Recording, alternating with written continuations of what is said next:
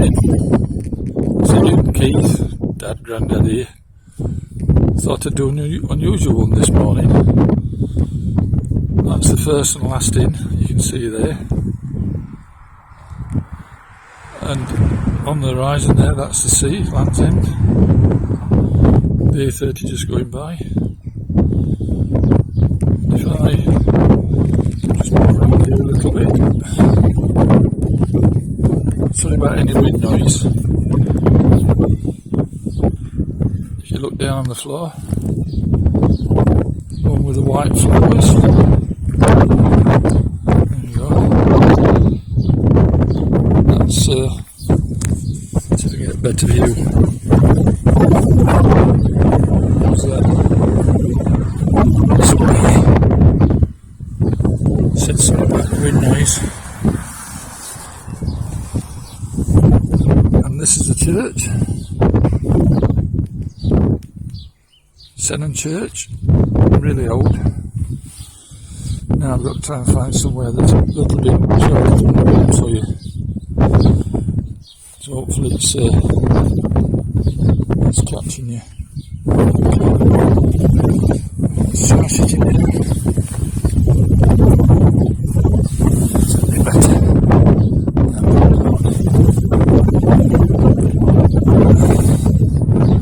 I'll go down.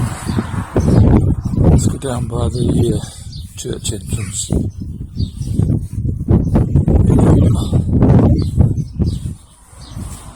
There you go, that's probably a bit better.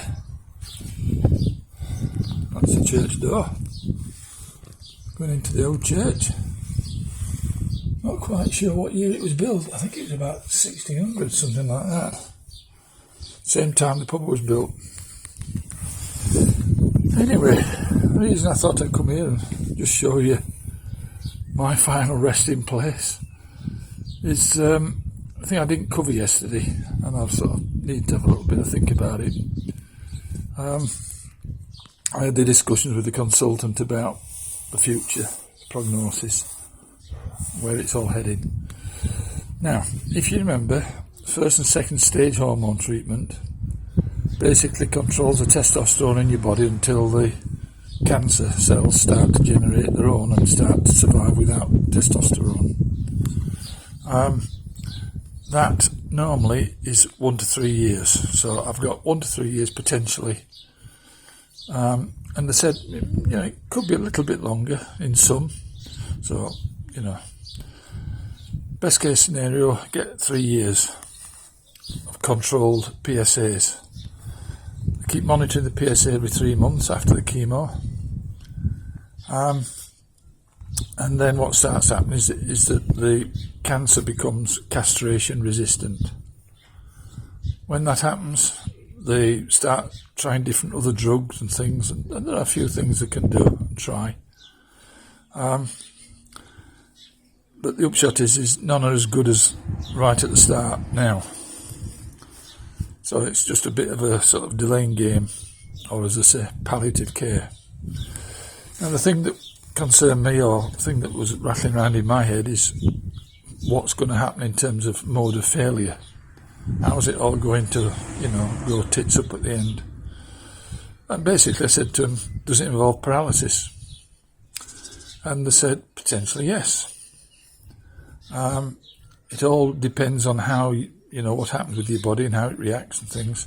But because the tumours are on your spine, once you start to lose control of the ability to stop the cancers from growing, they will develop and potentially push on your spinal cord and cause paralysis. The good news, if you want to call it that, is that all 4 of them are in a position where all they will do is stop the lower end of my body. So in other words, I'll lose control of my bowels, my bladder and my legs. And I'm assuming some muscles. The ones on my thorax are not high enough to cause problems with my breathing or my heart or any of those functions. So not a pretty ending, paraplegic.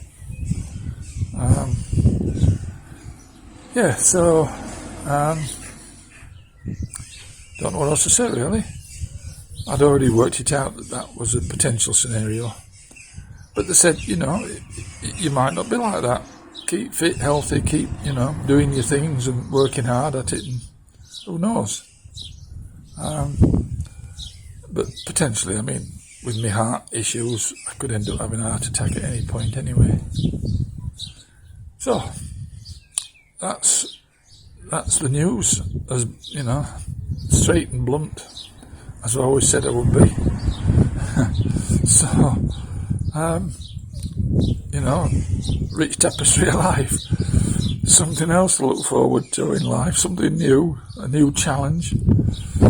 And what is it they say? A challenge is an opportunity to improve. Some buzz coming. Oh, sorry about that. Yeah, so anyway, that grave I've just showed you, basically we purchased for Paul, and there's room for 3. So Paul's in there. We need to tidy it up a bit. And then myself, my ashes, and Jenny's will go in there also. That's the plan. Or whoever goes first gets in there. It's right next to the church. It's in church ground. And I'll just show you again. And I'm getting reflections on the screen. So literally that's where we are. You can see the sort of whitish yellow flowers. That's the grave. Beautiful spot. You can see the sea on the horizon. Calling to the first and last pub for a pint. Just over here. Brilliant. So that's the plan. I'll have a stacks of beer. And you can come in the pub at any point, buy me a pint, and sit on my gravestone and have a good drink. And I'll have to leave a few behind bar for you. I don't think so. I'm a Yorkshireman. Was it? Hear all, see all, say note, eat all, sup all, pay note. And if ever that does out for note, do it for the sen. That's what my old Grandad Smith said to me. Right. Oh, and the cream on me spotty chest is working a treat. I had a good night's sleep last night. Not much itching at all. Okay, 7.5 minutes, coming up 8. Enough's enough. Don't be downhearted. I'm looking forward to the challenge. Getting there as fit and enjoyable as possible. That's my attitude, and that's where I'm going to stay. Right, love you all. So it's Ian, Keith, Dad, Grandad, signing off for now. And that's the silly old helicopter just coming over. Right. See you. Bye.